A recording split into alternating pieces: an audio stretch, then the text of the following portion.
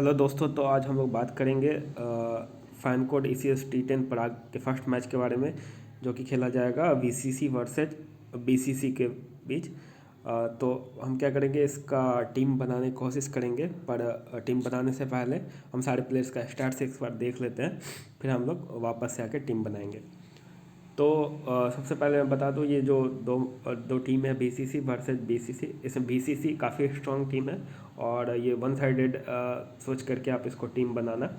तो BCC की तरफ से जो एक्सपेक्टेड बैटिंग ऑर्डर है वो मैं लास्ट सीरीज के हिसाब से और लास्ट सीरीज के स्टार्ट्स के हिसाब से मैं लगा के रखा हूँ, और लास्ट सीरीज में लगभग यही स्टार्ट्स था। और इधर जो BCC का एक्सपेक्टेड प्लेइंग 11 है, इसमें थोड़ा बहुत बैटिंग ऑर्डर में चेंज होते रहता है, तो वो भी हम लोग डिस्कस करेंगे। तो चलिए सबसे पहले देख लेते हैं। जो BCC की तरफ से ओपन करेंगे वो एस गॉड और सी पियर्स विकेट कीपिंग करेंगे, और एस गॉड लास्ट सीरीज में बॉलिंग भी किया था, पर उसके लास्ट सीरीज में ये विकेट कीपिंग कर रहे थे, तो उस समय ये बॉलिंग नहीं कर रहे थे। तो ये चीज़ आप एक बार देख लेना, जब लाइनसअप आएगा तो फैन कार्ड पे ये देख लेना कि एस गॉड तो नहीं विकेट कीपिंग कर रहा है। होपफुली एस गॉड नहीं करेंगे। अगर ये विकेट कीपिंग नहीं करे तो ये बॉलिंग करेंगे श्योर 2 ओवर, और कैप्टन वाइस कैप्टन के भी बहुत ही अच्छे उम्मीदवार होंगे। उसका आर तोमर बहुत ही हार्ड हिटर बैट्समैन, आप कहें कि BCC की तरफ से जो सबसे हार्ड हिटर बैट्समैन होंगे वो आर तोमर होंगे। देख सकते हैं आप, 6 मैच में 220 रन और 6 विकेट ले रखे हैं। उसका एफ हिरनदिर्ज, ये 2 डाउन बैटिंग कर रहे थे और 6 मैच में 72 रन। और ये लास्ट सीरीज का स्टार्ट था, और इससे पहले से एक और T10 सीरीज हुआ था, उसमें ये एफ हिडनड्रिज बॉलिंग भी कर रहे थे, लेकिन इस जस्ट लास्ट सीरीज जो कंप्लीट हुआ उसमें ये नहीं बॉलिंग किए, क्योंकि इसके पास ऑलरेडी बहुत सारे बॉलर्स हैं। अगर इसके पास जो बॉलर्स अवेलेबल है वो नहीं खेलते या कम बॉलर खेलते हैं, जैसे 4 बॉलर से ही खेलते हैं या 5 बॉलर से, तो हो सकता है एफ हिडनड्रिज बॉलिंग भी करे, पर बॉलिंग करने के चांसेस बहुत कम है। उसका बी स्मिथ 4 मैच में 1 इनिंग में इनका बैटिंग आया था और 4 रन बनाए थे। वी हासा 6 मैच में 2 इनिंग में बैटिंग आया था और 22 रन बनाए थे। एन कुमार 5 मैच में 2 विकेट। एन कुमार क्या ना बता दूं, बॉलिंग लगभग ठीक कर रहे हैं ये, लेकिन इनको विकेट थोड़ा कम मिला हुआ था, और ऑलमोस्ट हर मैच में ये 1 या 2 ओवर फेंक ही रहे थे। उसका के गिलहम 3 मैच 21 रन 1 विकेट। हाँ, इतनी के गिलहम हो सकता है थोड़ा बहुत ऊपर भी आ जाए, जैसे बी स्मिथ या वी हासा है, इनके आसपास भी कभी कभी बैटिंग करने आ जाते हैं, और बॉलिंग भी लगभग 1 या 2 ओवर फेंकते हैं। ए सीरीज से ना अच्छे बॉलर है, 4 मैच में 4 विकेट। एस चौधरी अभी एवरेज बॉलर मान के चलिए, ये भी ठीक ठाक बॉलर है, अगर खेलते हैं तो आप ले सकते हैं। एस चौधरी 4 मैच में 3 विकेट। उसके बाद 11th प्लेयर कौन हो सकता है मैं भी श्योर नहीं हूँ, पर इनमें से जो भी होगा प्रोबेबली ये ऊपर का जो 4 जिनका स्टैट्स थोड़ा बहुत हमें पता है, इनमें से कोई एक हो सकता है। और जो नीचे का प्लेयर है ALE पटेल वीक होता है, इन सब का मुझे ज़्यादा स्टैट्स नहीं मिला है, और मिला भी है तो जैसे एक मैच का स्टैट्स मिला, उसमें बैटिंग बॉलिंग उतना नहीं आया हुआ है। तो आप ये मान के चलिए जो हमारे पास प्लेयर का स्टैट्स अवेलेबल है, हम उसी में से प्लेयर सेलेक्ट करेंगे और उसी में से टीम 11 पर टीम बनाने की कोशिश करेंगे, ठीक है। उसके बाद चलिए BCC की तरफ से जो एक्सपेक्टेड ऑर्डर है जो लास्ट सीरीज में था, इसमें एस साकिब मुख्तार 3 मैच में 47 रन बना करके हर मैच में लगभग ओपन कर रहे थे। जैड महमूद 3 मैच 28 रन, ये 1 मैच में ओपन किया, बाकी 2 मैच में थोड़ा नीचे खेल रहे थे। और उसका ए फरहाद 3 मैच में 22 रन 4 विकेट। ए फरहाद 2 मैच में ओपन 1 डाउन आए हैं, 1 मैच में 4 डाउन आए हैं, तो हो सकता है थोड़ा नीचे भी बैटिंग करने आ सकते हैं। एस भैया 3 मैच 42 रन 7 विकेट, अच्छा ऑलराउंडर आप मान के चले। इनके टीम की तरफ से जो मुझे काफ़ी इंप्रेस किया हुआ एस भैया ही थोड़ा है। उसका जे इकबाल 3 मैच 31 रन 3 विकेट, ये शायद हमको लगता है BCC की तरफ से कैप्टन ही करेंगे, तो हो सकता है ये अपने आप को प्रमोट कर ले, जैसे ए फरहाद की जगह पे खुद आ जाए या एस भैया की जगह खुद आ जाए, पर मुझे लगता है एस भैया श्योर है 2 डाउन खेलेंगे, जे इकबाल ही थोड़ा नीचे खेलेंगे, ठीक है। उसका R Singh best 3 match 5 run 2 wicket. इनका मैं T10 और T20 का स्टैट्स देख रहा था। एक्चुअली क्या हो रहा है, T10 में तो बॉलिंग कर ही रहे हैं, लगभग हर मैच में 2 ओवर फेंकते हैं, और T10 में मिडिल ऑर्डर में बैटिंग करते हैं, लेकिन मैं इनका T20 का स्टैट्स देख रहा था। T20 में ये अच्छे बैट्समैन है, और मैं ये देखा हूँ कि बहुत बार जैसे 4-5 मैच का मैं देखा था स्कोर कार्ड, उसमें 1-2 मैच में ये ओपन भी करे हुआ है, 1-2 मैच में 2 डाउन 3 डाउन ऐसे खेले हुए हैं। पर देखेंगे एक बार ECN का प्रीव्यू देख लेंगे कि इनको कहाँ पे बोल रहे खेलने के लिए, पर मेरे हिसाब से ये जो अभी तक का जो T10 का स्टैट्स है उसमें ये नीचे ही खेलेंगे। उसका ए वकार 3 मैच में 3 रन 3 विकेट, 2 ओवर श्योर फेंकेंगे, और 3 मैच में से इसको 1 मैच में ओपन करवा दिया गया था, पर श्योर नहीं है कि अब इनको ओपन कराएगा फिर से। और उसका M Nabeel 3 match 0 opening 1, एक मैच में बस ओपन कराया था 0 पे आउट हो, उसका इनसे कभी इनकी कभी बैटिंग ही नहीं है, बहुत नीचे इनको भेज दिया। उसका ए जावेद का है एक मैच में 1 विकेट।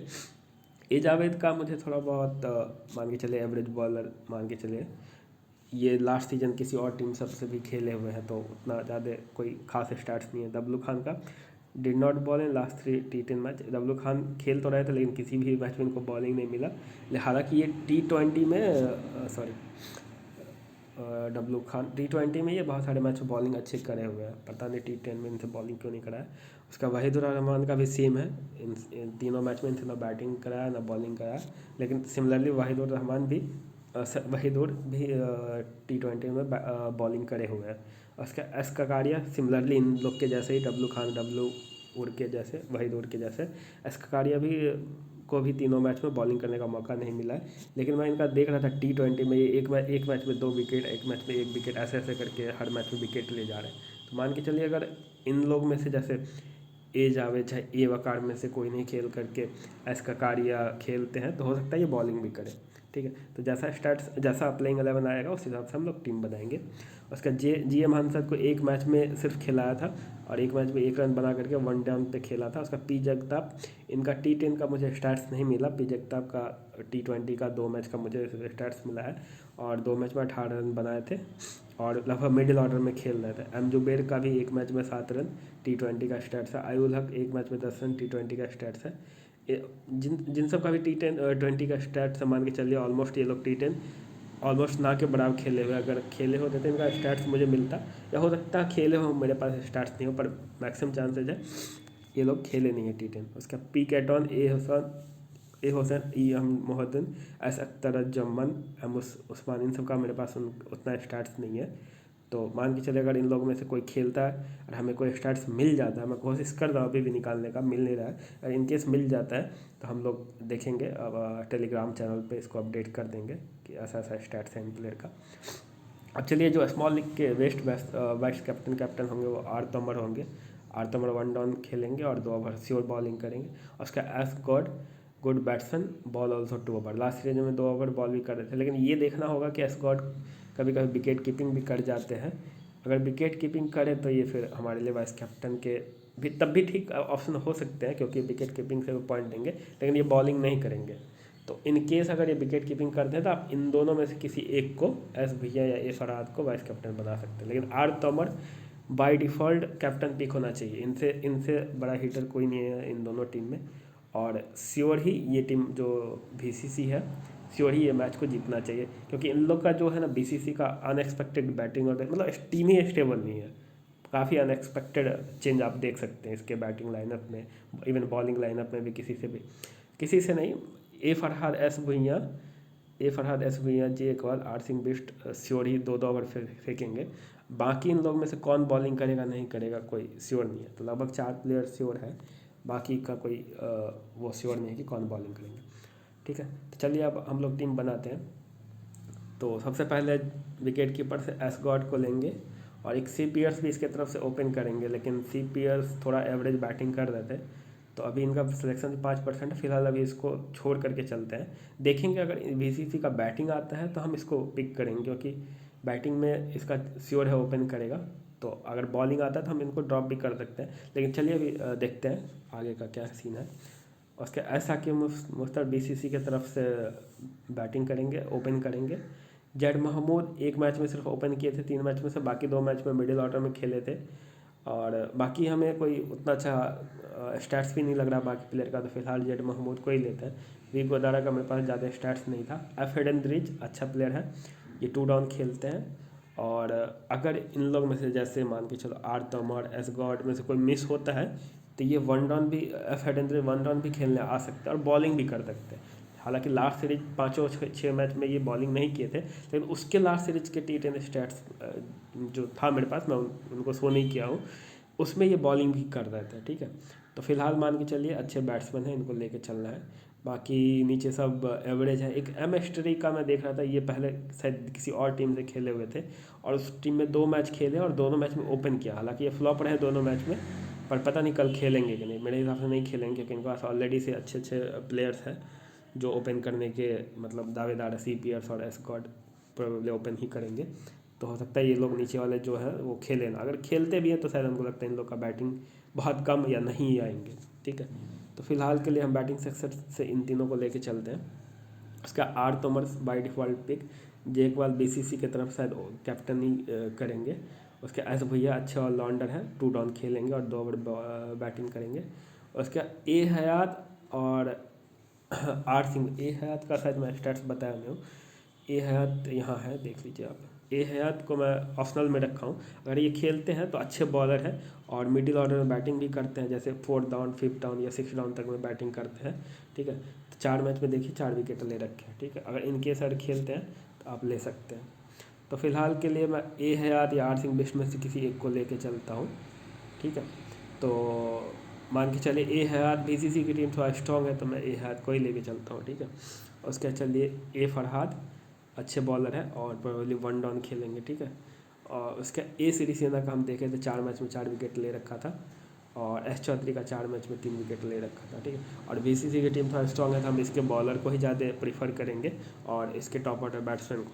ठीक है, अब देखेंगे अगर बीसीसी की बैटिंग आती है तो हो सकता है हम ए हयात को ड्रॉप करके सी पियर्स को ले लेंगे। ठीक है, क्योंकि ये ओपन करेंगे और लगभग मान के चलिए 15-20 रन श्योरी बना के देंगे और विकेट कीपिंग भी करेंगे, तो उसका 1-2 कैच भी लेते हैं तो मान के चलो 15-20 पॉइंट ऐसे ही देगा। ठीक है, तो फिलहाल के लिए मान के चलिए ऐसा टीम कॉम्बिनेशन से हम जा सकते हैं। ठीक है, और कैप्टन वाइस कैप्टन तो ऑब्वियसली मेरा कैप्टन होगा वो आर तोमर, और शायद मैक्सिमम का कैप्टन यही होना चाहिए। देख लीजिए एस भैया को भी बहुत लोग बना करके चले हैं, पर मैं बता दूँ एस गॉड बेस्ट होंगे आर तोमर के बाद सेकेंड नंबर पे।